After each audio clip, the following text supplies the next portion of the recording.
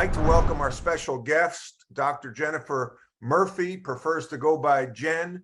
She is the founder and CEO of Quantum Improvements Consulting. Jen is passionate about using her expertise in research psychology. Steph, we have speaker view going. You got speaker view? Okay, cool. Jen is passionate about using her expertise in research psychology to improve performance. It just sounds right up my alley as a former basketball coach, especially for those who serve our country. That's awesome. I love it. Her research focuses on creative applications of data analysis for predicting and assessing human performance, training and measurement development, and evaluating the effectiveness of training technology. Jen has nearly 20 years of research experience with a focus on the use of emerging technologies for training and assessment. She graduated from Davidson College, which is right down the road. Steph Curry, you and Steph are kind of neighbors now, you being up in no, it's cool. the Bay Area. Then you went on to earn your PhD and MS in cognitive experimental psychology from the University of Georgia. You've been featured in the New York Times, Soldier Magazine, Pentagon Channel. Most importantly, Jen was born in Chapel Hill and is a huge Tar Heel basketball fan. Jen, welcome to the show. Thanks. So funny story. I don't think I told you this yet, but yes, huge basketball fan. But the 1982 national championship is one of the first things that I remember in my life. And so I'm 5 years old and, grew up in Chapel Hill. So kind of living through that, like my dad's excited about something, but I'm not really entirely sure what it is. Like there's people on TV and he's screaming a lot. And my youngest brother, I have two brothers. My youngest brother, Nathan, was just born. He was born in that February. And I remember being really angry because I wanted a girl, but he was a boy. But turned out I didn't have to share a bedroom with him, so it was okay. But anyways, we used to go to that Methodist church on Franklin Street, like the really big Methodist church. Oh, yeah. And so that Sunday after the tournament, we went downtown and everything was blue. And I didn't really understand why, but I absolutely was there for it. And then the other thing I remember is they made the soda that year. There's like blue soda. And I don't remember thinking it tasted particularly good, but that whole, to kind of live through that and be one of the very first things I remember was pretty cool. But that's how long basketball's been entrenched in our family. It's a big family thing. My brothers and I have a text chat going on for every single game, and it's a huge thing in our family. So it's really it's like a complete honor to talk to you, and it's just so cool. I'm sorry, I couldn't hear you. What'd you say? No, I just said it's. I'm kidding. No. Yeah. I wish my wife was on the call.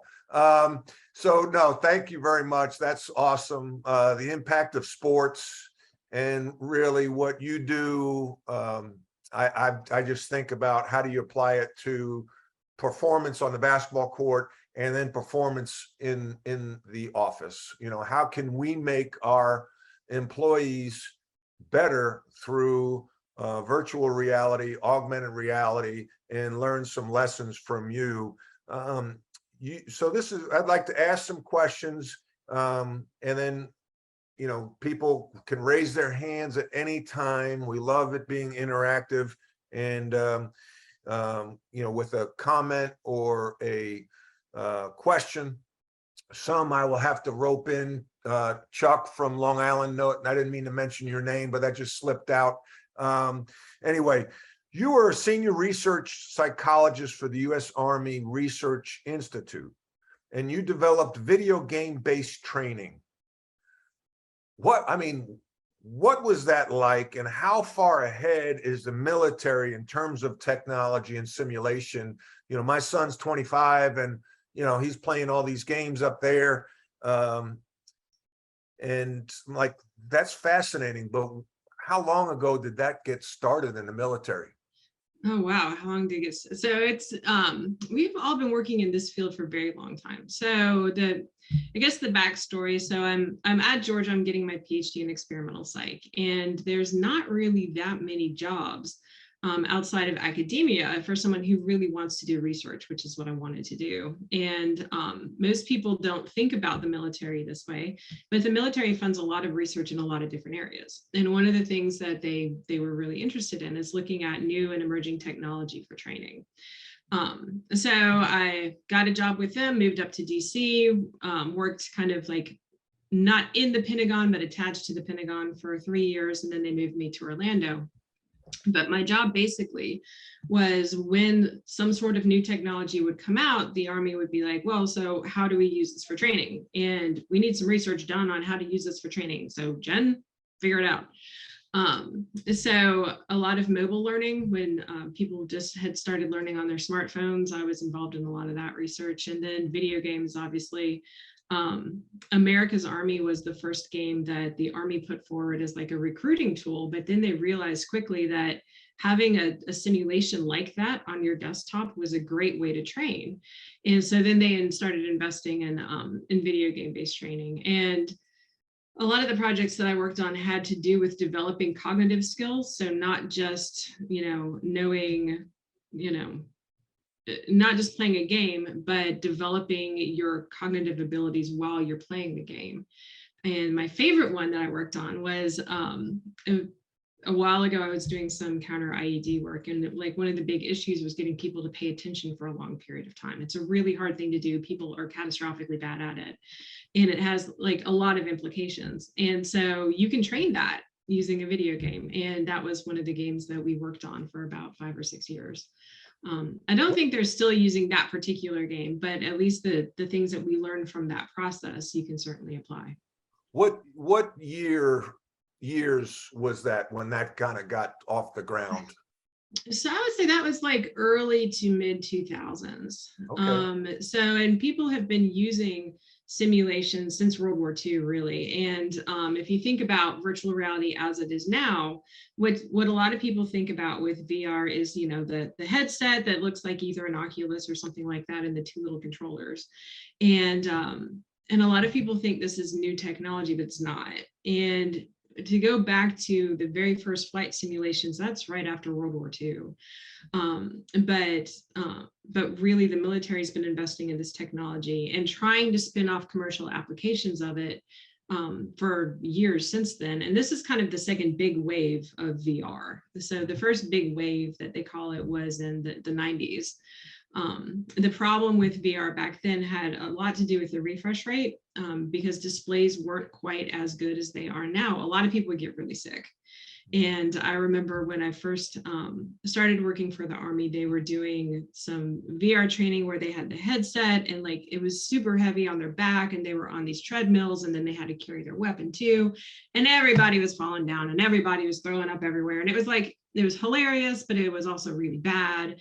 And that was, early 2000s, and they've been working on it since then. To come up with a form factor that we can use in the workplace and we can use at home. Like that's actually, since about 2014 is when Facebook bought Oculus, and that was kind of considered one of the big events in VR development these days. But we've been working on it forever. So the natural question that comes to me is, and maybe to our audience, how can we apply this to our companies or as a consultant like Chuck or Brian? How can we bring that to our clients in a fiscally responsible way? How do we introduce it? Everyone wants the edge. I talk about it all the time. I'm blowing my cover, but I've got the CEO GoPro. I want the video on the front. I want the video on the back. I want to be able to see their reactions. I want to study how they react when I leave the room. But I want to create tense situations in a boardroom on a sales call that help me practice, because I talk leadership is a practice and we don't practice it because it's hard. You can practice basketball but it's hard to practice, running a meeting with your high level team. And then somebody's not paying attention, somebody walks in late, somebody makes a bad facial expression, and you've got to manage your reaction. How can this be applied to the boardroom, to the people on this call? Exactly. And there's two questions in your question, and I'm glad that you phrased it the way that you did, because you said, how do you do it in a fiscally responsible way? So in a lot of cases, as a consultant now, a lot of the time, my job is to tell people that they really don't want to do this. So because it might not be worth the bang for the buck, but there are some times that it certainly is. So the things that we know that VR is good for, if you think about what virtual reality is, and I'm not sure how familiar all y'all on the call are with it, but if you think about it, it's like the premise behind VR is I'm going to put you in a place that I can't already put you. I'm going to take you somewhere that you can't easily go.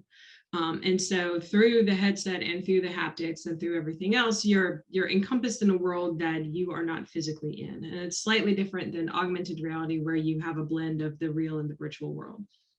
But anyway, what research has told us VR is good for is creating highly emotional situations. So because it is so immersive, and if you have a good VR simulation, it really feels like you're in another place.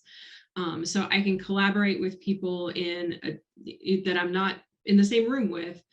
I can talk to them. I can interact with things and people in a completely different room. So if I have to practice going through somewhere and not physically be there, it's a really good example of that. So some research has been done with firefighters, for example. Like, you don't want to train firefighters in a burning building all the time. It's dangerous.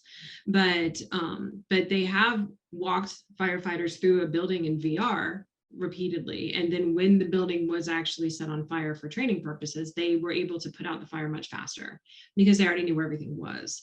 And for the military, the obvious implications are, I want to train you to go to another country or another location where something's going to happen. It's going to be stressful.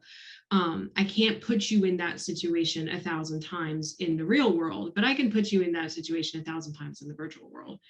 So when you're dealing with skills like that, where practicing, what we call reps and sets, is really important, doing a lot of repetitions so that a skill gets automated, that's a really good application for VR. I think personally, as we get more involved with going to outer space and back to the moon and maybe even a Mars mission, like, you'll see a lot of training in virtual reality because you can't get to Mars just yet. And when you get there, you should hopefully already know what you're doing.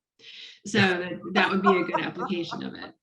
How are I can imagine the quarterback room in the NFL. Imagine Steph Curry. You want to create these simulations that you don't see often, but they become second nature. So when you do see it in a game, you can react quickly. What pro sports teams are maybe taking advantage of virtual reality or augmented reality that you are aware of? Sports teams that are doing it, I would think probably a lot of them. So interestingly, the only academic that I know that's doing a little bit of work related to this space, he's out of George Washington University now in DC, but he was doing it for Duke. And that was a problem for me. So I tried to get a hold of Roy at the time, and I didn't know how to. I was like, y'all need to know what's going on here. Yeah. But I'm not entirely, I can't give you names of everyone, but certainly they can. The other thing that VR is really good for has to do with evoking strong emotional context, as you know. So if I wanted to induce a stressful situation, if I wanted to induce some sort of emotional response from you, because it's so immersive and you actually can feel things. And if I put you in that space with another person or a team, then that's a really good way of simulating context where you have to make a quick decision. You have to make a decision under stress. You have to be able to function and collaborate in that way. So if you're successful at video games that you play with a team, so a lot of first-person shooter games, you have to play with a squad or something like that. To be able to respond quickly and communicate and collaborate, that's a very good environment for something like that too. And a lot of people will tell you that the fidelity is not quite there yet, but over 50 years worth of research in this area has shown us that the visual fidelity, or like how realistic something looks, is not nearly as important as how the task looks. Like, are you doing the same thing over and over again, and what your experience of it is. So it doesn't have to look exactly 100% the same. Your avatar doesn't have to look just like you. Like, it doesn't matter. What matters is what you're trying to do, how you feel about it, and the steps that you have to take to accomplish the goal. Like, that's what's the most important thing. Can you explain to us the difference between virtual reality and augmented reality? Sure. Yeah, absolutely. And I'm not going to get in the whole like metaverse thing, but these are technologies that are tangentially related to the metaverse, if you think about it from that perspective. So the difference between VR and AR, augmented reality is something that you probably have seen a little bit more of in your life. So about 5 or 6 years ago, a little game came out called Pokemon Go. If you have kids in your life, the kids probably played Pokemon Go. So augmented reality is where you have a digital asset, and it's either a 3D asset or it's a just a picture or something like that, that's superimposed on the real world. This happens a lot through your mobile phone. So IKEA has an app right now where if you wanted to visualize how a piece of furniture looks in your house, you can hold up your phone and it's got a picture of the piece of furniture, and you can kind of plop it there and move it around and see how it would actually fit. A lot of marketing companies use augmented reality for things like this. And actually Google search does this with a couple of animals too. So if you like Google search a tiger, it'll say, put a tiger in my room. I like to do this in the bathroom because of the Hangover movie. It's very hilarious. But you can basically you're superimposing a digital asset on a representation of the real world. This is better if you're worried about people getting sick. So virtual reality, you shouldn't stay in for years and years. It's bad for your brain. But augmented reality like maintains that sense of presence in the real world, so you wouldn't get sick. It's either on your mobile phone, which most smartphones these days have the capability of doing this, or through a headset. And there are some really cool glasses that are coming out. You probably will see some. I would say pretty much they will be commercially available and viable in like 3 to 4 years. Gotcha. But right now the HoloLens is the big like commercially available technology for this if you wanted to play with digital assets in the real world. The HoloLens is not cheap, but it is a very good platform to use because it's really easily authorizable. Cool. So go ahead. And let me, we have a hand up, Terry. Terry from Long Island originally, now he's in Boston, has experience in the NBA. Terry, what's your question or comment? Yeah, I thought I would just share that for sports and in particular the NBA, because of the setup of the arena and the closeness of the cameras to the court and everything. The holy grail in this area is to make every viewer in the world feel like they have that front row seat. And that's the kind of application that they've been working on for 10 or 15 years, but still haven't been able to crack the code to the point where it's utilized every day. But if you could picture, and there's such a difference in the NBA between being in the front row as opposed to being in the 10th row, and then from the 10th row to the 20th row is even worse. But that kind of experience is what really could change the world for sports viewing. And it does matter sport by sport because, say for instance, for football, having an upward position, and actually the TV cameras and coverage of NFL football today is pretty good. But that's sort of just food for thought and what we were going after, and they're still going after. I've been gone from the NBA about 10 years, but they're still working on that aspect, and it would be absolutely fantastic. Gotcha. For sure. Yeah, and actually Intel has a stadium, I want to say it's in LA, that's entirely digital. So if you're watching a sports event, what you're really seeing isn't a camera feed of the people involved at all. It's really, they've digitized the whole thing. So you can take a camera and put it literally anywhere in this space and get a crystal clear view of everything. It's really cool. And I mean, it's multi-gazillion-dollar endeavor. But I think you can even watch the NCAAs in VR if you wanted to these Yeah. days. You can watch a lot of movies. Wow. And I'll just add one other quick thing, Matt. My buddy Bob Delaney, who was an NBA ref, was an undercover police officer at the front end of his career, and he's put a lot of work into this for the military, but also for training undercover police at FBI level or even local level. And that's another incredible, really life-saving type approach. And so he's working on that a lot, even at the Pentagon. That's wild. Hey, Brian Moran, welcome back to the show. You've been one of the most loyal Rebound live webcasters we have. Thank you. Happy to be here, Matt. Thank you. And this is a great conversation. Jen, I work with a lot of small and mid-sized companies. But I feel like my question is more as a consumer and a parent.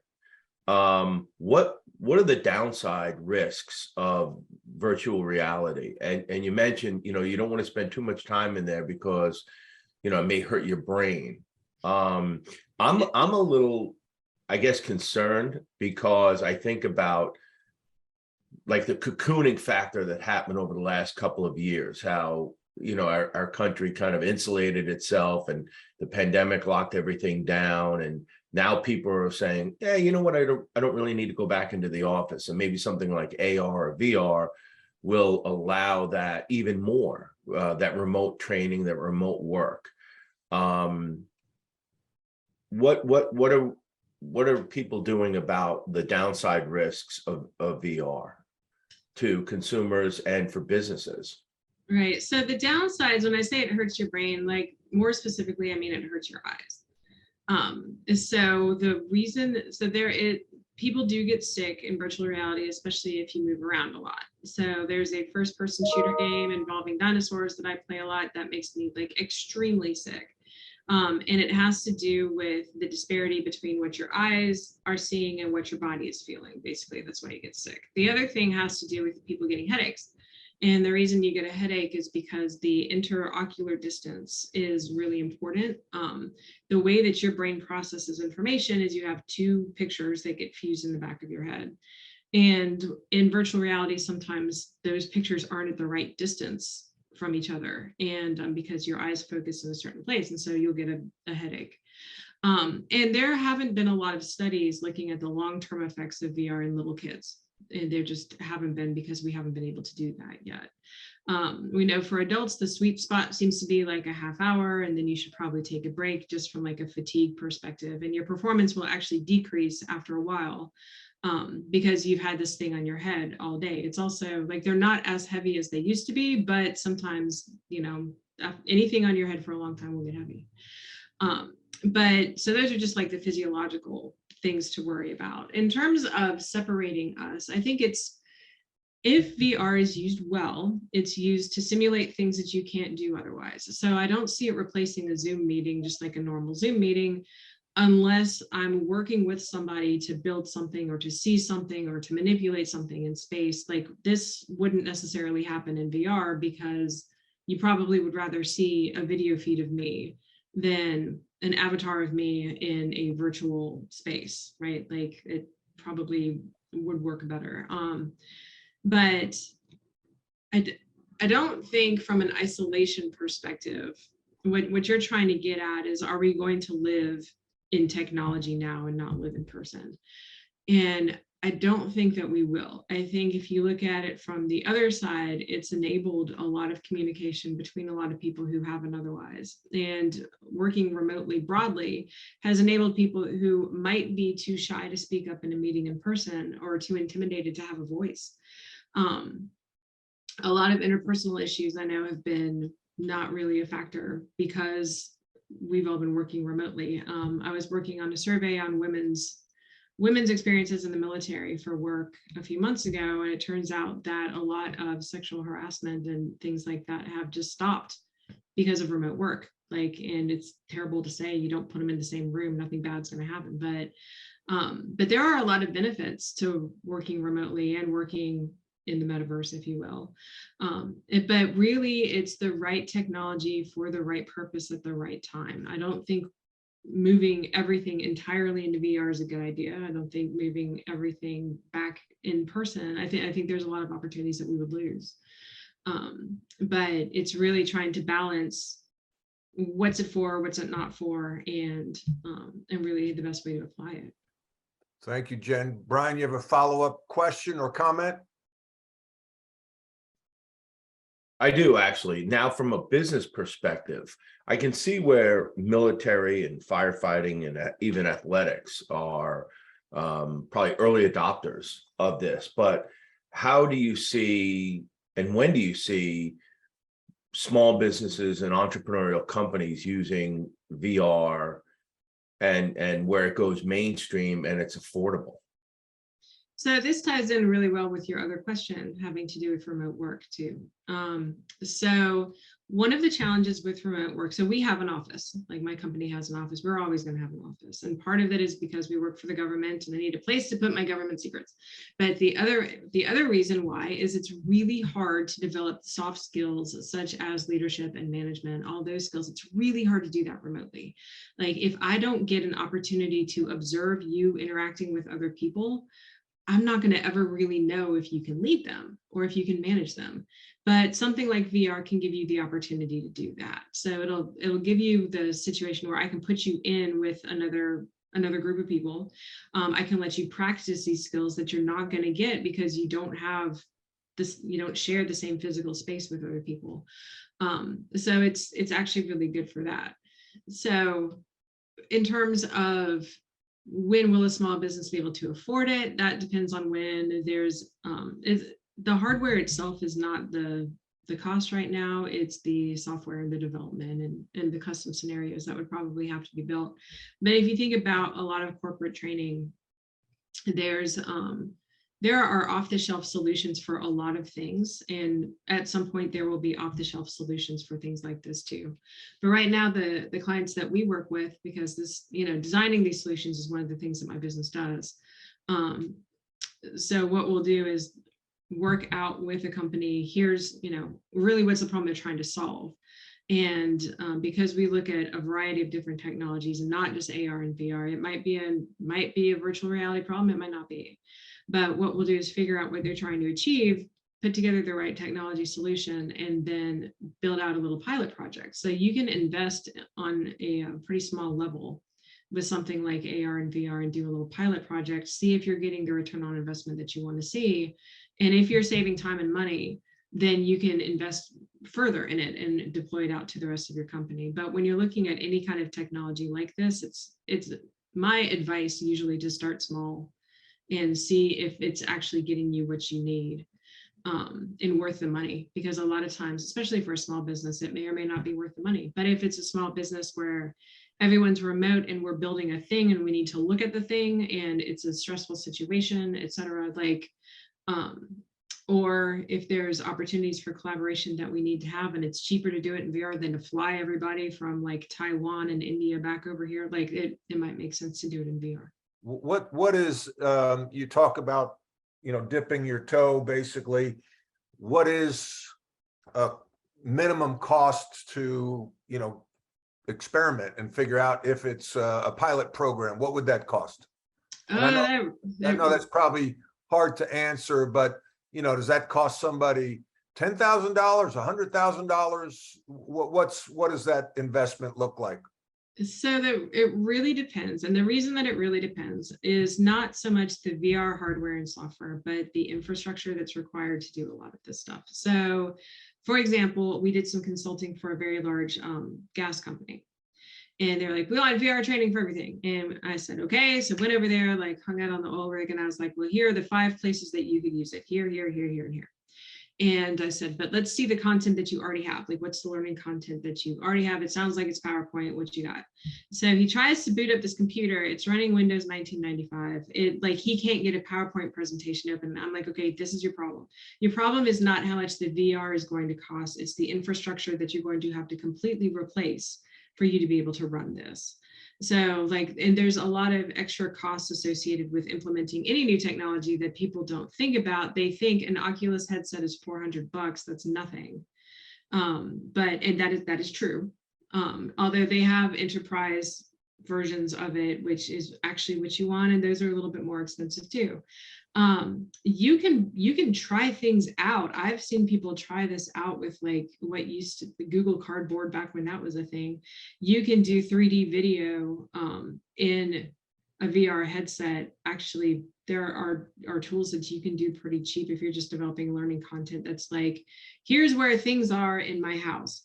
And you can label certain locations that way. If that's what you're trying to get them to learn, you can actually do that pretty cheap. And if you've got someone who's an instructional designer who's like that tech savvy, they could probably figure it out.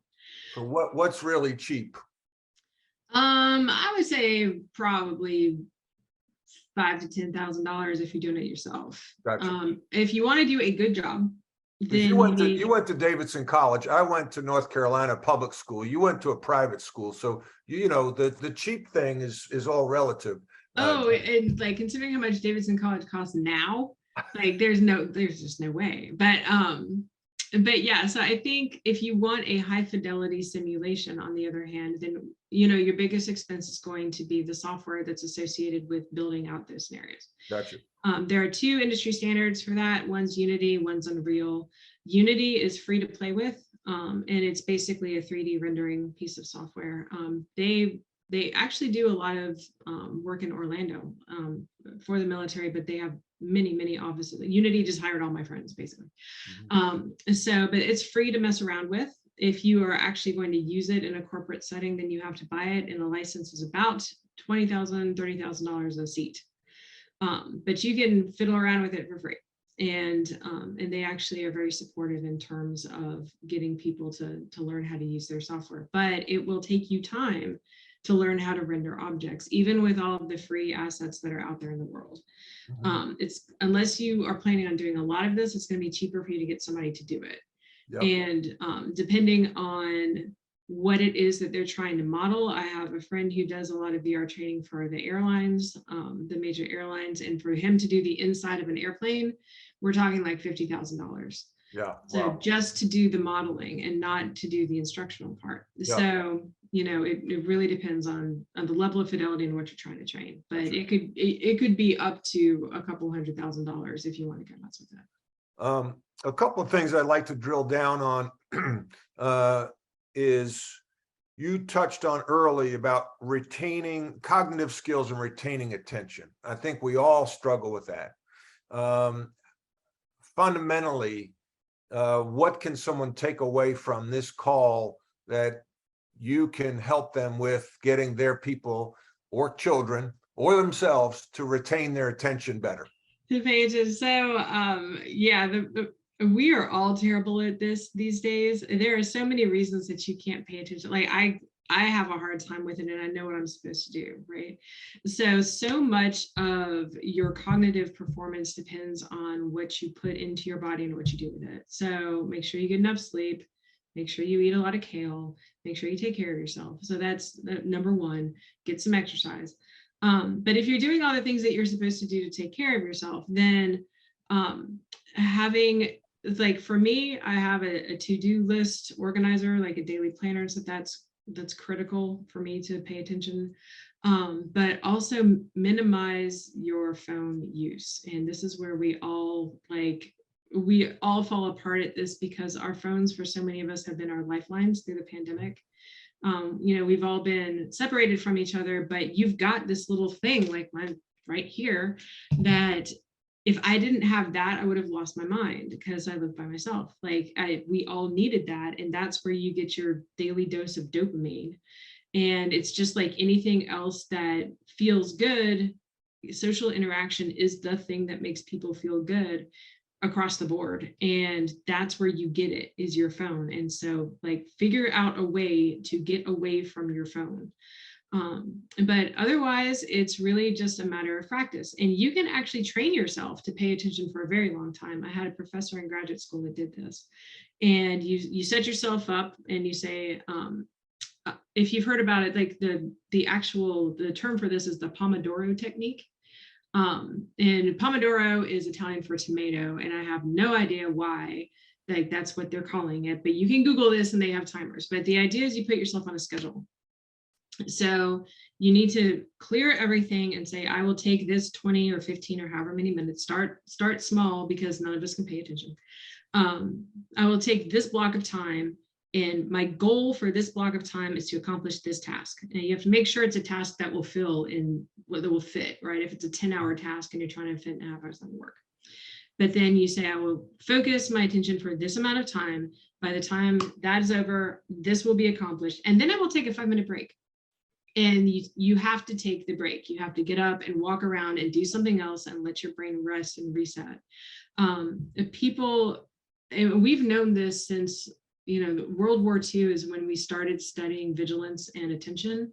And most of the high performing, high stress jobs in this country are the ones that are physically impossible for a person to accomplish. So the guy who does the radio control in the airport, the radio tower guy who's like looking for anomalies, that's an impossible job. People can't do this.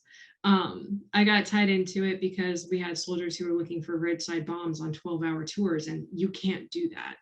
But you can extend your vigilance and your attentional performance if you repeat this Pomodoro cycle over and over and over, and then you get certain things accomplished. That's inherently reinforcing because you feel like you're getting things done. And then you can extend the amount of time that you put in one of these little bins. So I had a professor who could actually go for like an hour at a time and get something done. He'd take a little 10-minute break, but he worked himself up to it. Like most of us don't inherently have that capacity. Oh, like interesting. You can focus for a while. Like if I have a deadline, I can sit down for 8 hours and just like knock stuff out, but I don't do as good of a job as I would if I did it this other way. Right. So. Well, anybody that has a question or thought, please raise your hand. The big topic, one of the biggest topics to me with my clients is building your culture in a remote environment. You're probably the best person to ask. Give me 3 keys that I can pass along that I said, hey, I talked to this doctor, Jen Murphy, and she said, these are the 3 keys to building a good culture in a remote work place. Drop some serious knowledge here, Jen. I think one of the challenges with developing a remote culture is listening. So it's really easy to not listen when you don't sit across the table from somebody. And I am as guilty of this as anyone. If I'm in a meeting where something's not personally relevant, I sit there and listen to people talking in the background, and I'm over here, I've got this monitor over here, I'm looking at my email. Right. So encouraging active listening and making sure that everyone knows that you as a leader, you are paying attention, you are focused. They don't see your eyes go over to your email over here while you're talking to them. That's critically important. What'd you say, Jen? Mm-hmm. What'd you say? No, I'm kidding. I'm sorry. I know. Yeah. But yeah, you're checking your email, right? So I get it. No. But yeah, so that's super important.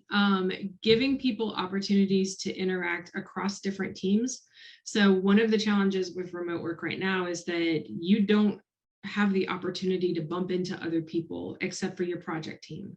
And we hired several people during the pandemic, and they said, when can we come to the office? We don't ever get to see anybody. They see like the 3 people that are on their team, and they see them for meeting purposes only. And we have very effective and efficient meetings at my company. So it's like, we're not going to sit here and just chat. Like, you're going to get your stuff done. We're going to get back to work, because no one wants to waste time like that. But you need to waste time. So figure out a way to engage with each other across different teams so that you can build an entire culture like that. I think we all kind of got burned out on the Zoom happy hour, but it was a good idea. But even if it's bringing people together in person for a little bit, just not necessarily project or task related, I think that's a good idea. Mm-hmm. We have some things that we do at our company remotely. We do like lunches and lunch and learns and things like that, where people have an opportunity to speak. Number 3, I would say, is try to be as flexible as possible. People get really frustrated when you have employees that want to take advantage of the fact that remote work enables them to have some flexibility in their lifestyle. So, we've got core working hours between like 10 and 3 that everyone has to be online, but we've got people in like 4 different time zones, and, trying to make sure that everyone sees the benefit of working remotely, but also is still engaged. But being flexible and things like that. That said, I personally, I think coming to the office is not a bad thing. Like I really do. And the reason that we have an office in part is that my employees asked for it. And they said, we want to have that interpersonal connection. And like I said, it's really hard to promote people into management and leadership roles without being able to see them actually managing and leading people. So That's cool. I wrote down the 3 keys: active listening, waste time. I'm not being sarcastic, yes, although waste all time. I am inherently very sarcastic. No comments from Dan Dolan or David Van Daff or anybody else. And then flexibility, core working hours. I like that, core working hours, because I think that's, trust. My core values are respect, trust, commitment, positivity. And you want to trust, but you got to verify. And so how do I know you're getting your work done? Or are you walking your dog? Are you watching a soap opera? So those core working hours, I think those are really cool concepts. Terry, you got your hand up. Just a quick question. It sort of flows from that. Some of us speak in front of high school or college age, and you see the kids drifting, and you can tell the kid that didn't get any sleep the night before. Do you have anything along the lines for the education world on that, on sort of that concentration level? And I always try to bring a lot of energy, especially at the front end, and then playing some visual aids.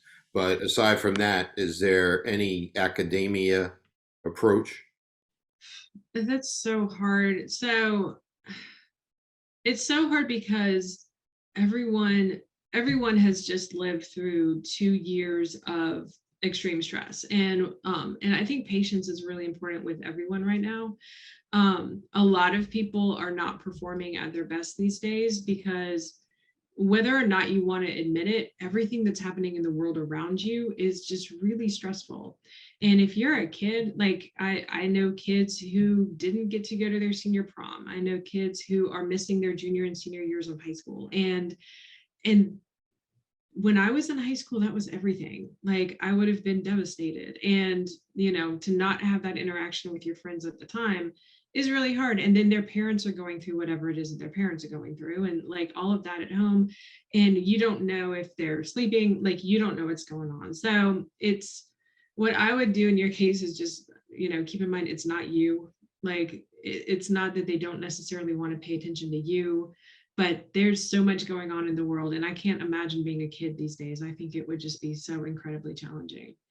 So just be patient. But at the same time, if I were a kid right now and I had somebody who cared come and talk to me and say, is there something that I can do for you? Is there something you want to talk about? I think that'd be really meaningful. So just try to be there for as many people as you can. Brian, you're back. I am. This is really an interesting conversation, because when you start to piece all of the different parts together, you realize that it's almost as a society, we're at a crossroad, between virtual reality and augmented reality and artificial intelligence and remote work. We're really coming to a place where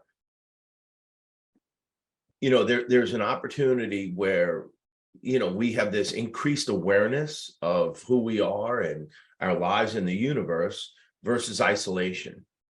And, staring at your phone versus versus looking at the big picture in life.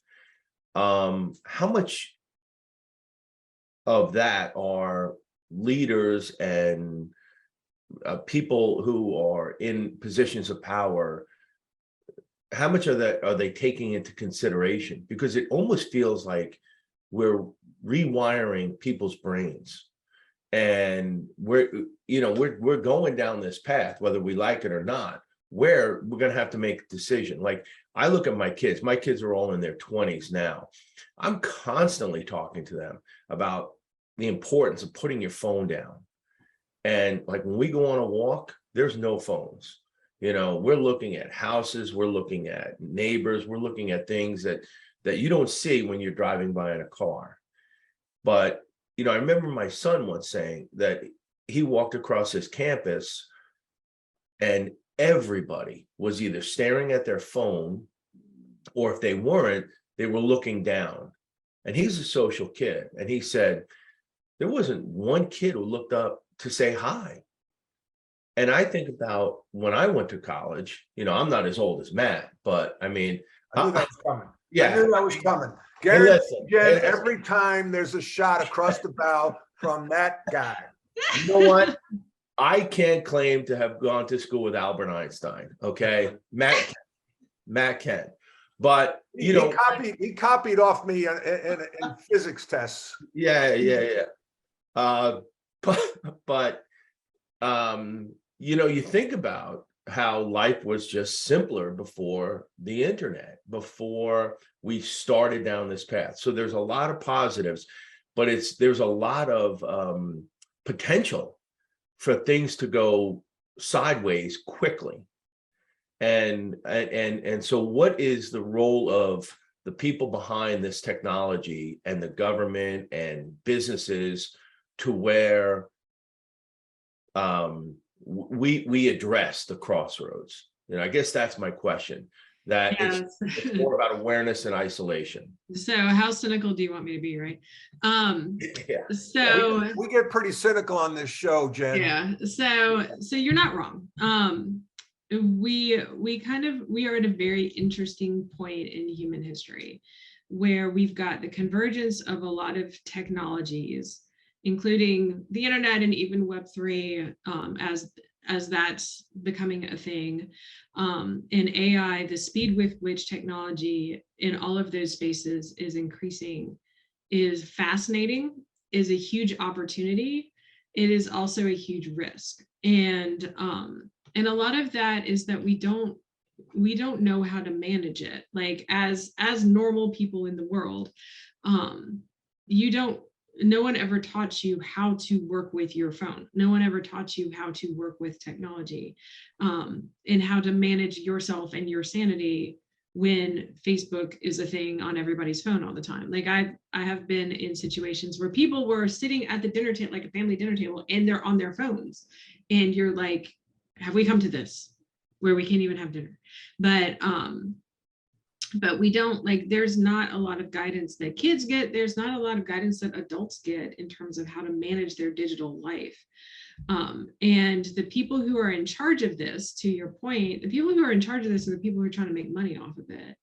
And that's what's scary. There's a lot of things that the government should do in terms of regulating things and making sure that that the metaverse is not broadly a terrible place. I don't know, the flip side of virtual reality is that there are places where you can go hang out in VR right now, and some of them, like, there's some pretty nasty people in some of them. I like my joke is that it's like the Me Too verse, because I always get like accosted every time I go in one of those places, so I don't. So there's the companies that are responsible for a lot of this technology are the ones who are in control of all of this. And so you've got companies like Snap and Niantic and Meta and all of those other companies who are looking forward to putting ads in your face at all times, because that's how they make money. At the same time, we have an opportunity to bring people together in a way that we have never been able to do that before. And like I said, through the pandemic, for a lot of people, this technology was their lifeline. And we have the ability to actually generate a more equitable society if everyone has access to all of this, which they don't. That's also a very important thing to keep in mind. Is in Mississippi, which is the state with the lowest amount of internet access per capita, like up to 25% of the people there don't have reliable internet. So you have to think about it that way too, right? But because things aren't real, we have the opportunity to make things a lot more equitable. We have the opportunity to give people a voice who don't have a voice. We have the opportunity for people to create art that they couldn't create otherwise. So there's a lot of really cool and amazing things that we can do with this technology, but we also have to keep in check the people who are just trying to make money off of it, because that's who's calling the shots right now, honestly. So you have to, it is a really cool point in time that we are living in, and it'll be interesting to see which way it goes. But it's not all bad. It's not all great, but it's not all bad, certainly. Anybody else with any thoughts or questions? In the meantime, Jen, what advice do you have for the small to mid-sized business owner or consultant? So the easiest thing to take away from all of this, and like not just AR and VR, but anything, is figure out what problem is you're trying to solve first, and figure out the value of solving that problem. Sometimes you can solve it through technology, sometimes you solve it through something else. And like I said, as a consultant myself, probably half the time, a client will come to me and say, I want this, like I want augmented reality, and I want virtual reality, or I want some sort of mobile app or something. And I'm like, do you? Let's break this down and figure out if that is actually what you want, because I'm not sure that it is. So, and we've done work for a bank who said, we want a personality test. And I'm like, do you? And it turned out they didn't, because the problem that they were trying to solve, that solution wouldn't solve that problem. So as a consultant, your most important job is to figure out what really is the problem, what's the root cause of that problem, what would that problem look like if it were solved, and then applying the tools in your toolbox to solving that problem, and not get tied into the technology itself, like right off the bat, but figure out what is the end state that I'm trying to achieve.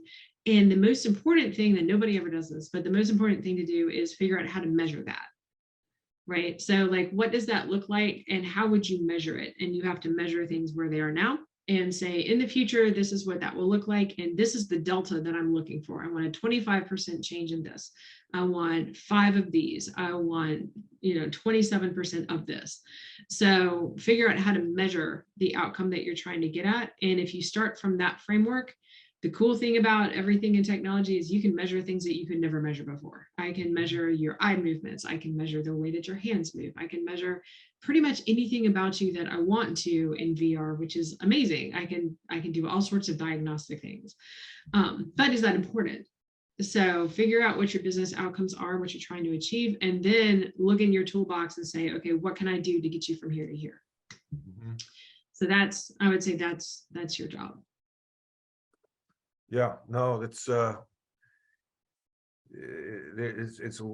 little new and ambiguous, obviously, to everybody. You touched on personality tests or assessments. Mm-hmm.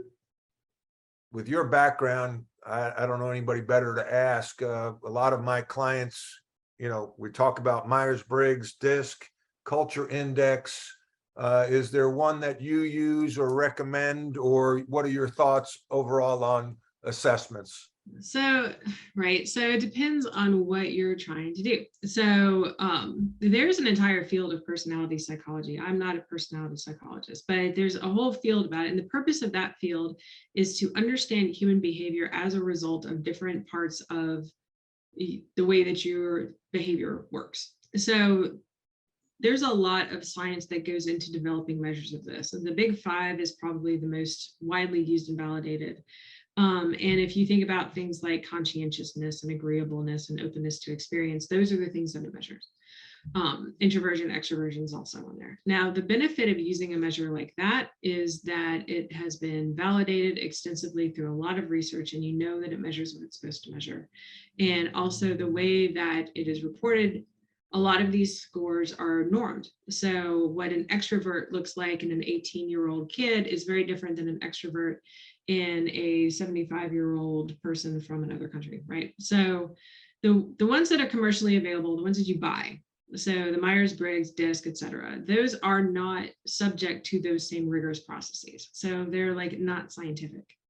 Now it doesn't matter on some level, because what you're trying to do with those is really to get people to understand that you have a way of doing things. This other person has a way of doing things. The whole point of this is to understand that people are different. And just because you communicate one way doesn't mean that everybody else is receptive to that. So maybe you need to like get over yourself and listen to somebody else. Right. That's kind of the purpose of those kinds of assessments. And if your objective is to have that kind of a conversation where you're developing a leader, I think they're worthwhile. Now, Okay. they're not diagnostic. Like I am an ENTJ, but Two. yeah, but at the same time, then, like boom. I am, but at the same time, that's, when I was a kid, I was an INFP. The first time I've taken that test so many times, it's ridiculous. But at the same time, like that's, if you know the history of the Myers-Briggs test and where it came from and how they came up with it, there's really no science behind it at all. Yeah. It's a couple of ladies in their garage going, that person looks like this. And but there's value to that from the purposes of, I want to have a discussion. So you said the big five, or what are the ones? What is the big five? The big five is actually an assessment itself. And the reason that it is good is because it is free.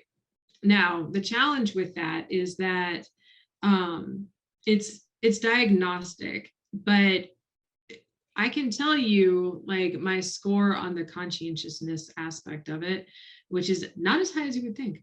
But the flip side of it is there's not a so what, right? Like it's not prescriptive. It's diagnostic, but it's not prescriptive. And it's not like, here's what you do with that information, right? Because the reason that they've developed tests like this is to see, well, if you're high on this, does it correlate with this? Does it predict this kind of an outcome? Does it, from here's a whole bunch of people taking this test perspective. Like on an individual basis, it's not particularly meaningful. Like it doesn't determine your life that way. And I think the danger with personality testing is a lot of people think, well, this test says that I'm this way and that's just it. And I can't, I'm in this box.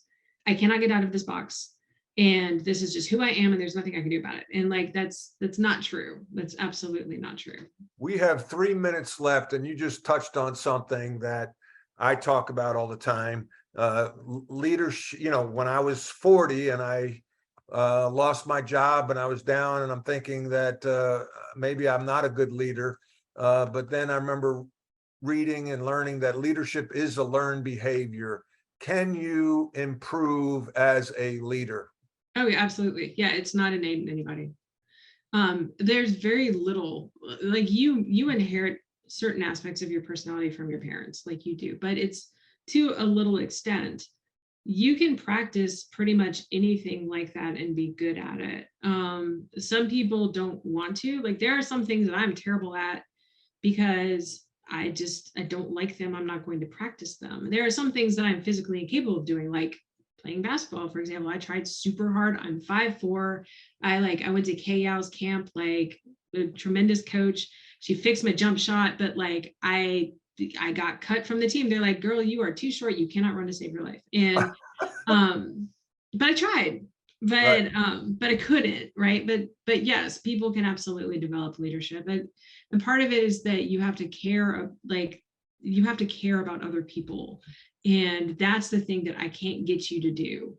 Right. If you don't care, then you're not going to be a good leader no matter what. But if you care and you want to apply yourself in that way, then you absolutely can. That's powerful stuff right there. Wow. I talk a lot about the care factor. How much does somebody care when you're interviewing somebody? I was an NBA scout and you're recruiting players. How much do they care to get better? Do they love the game? Will they work on their own? If they're making $5 million, $10 million, $30 million a year, are they still going to be passionate about getting better? That's a powerful finish right there. We have 1 minute left. Anybody with any last minute comment? Or Brian, I thought she was describing you, 5'4", can't run, not a good player. That's why you got cut from Chaminade High School. Anyway, that's a great way to end it now. Oh. Brian, Man. Wow. I'm muting you, Brian. No, go ahead. You got a shot, Brian. Closing shot. No, it's all good. This was fantastic.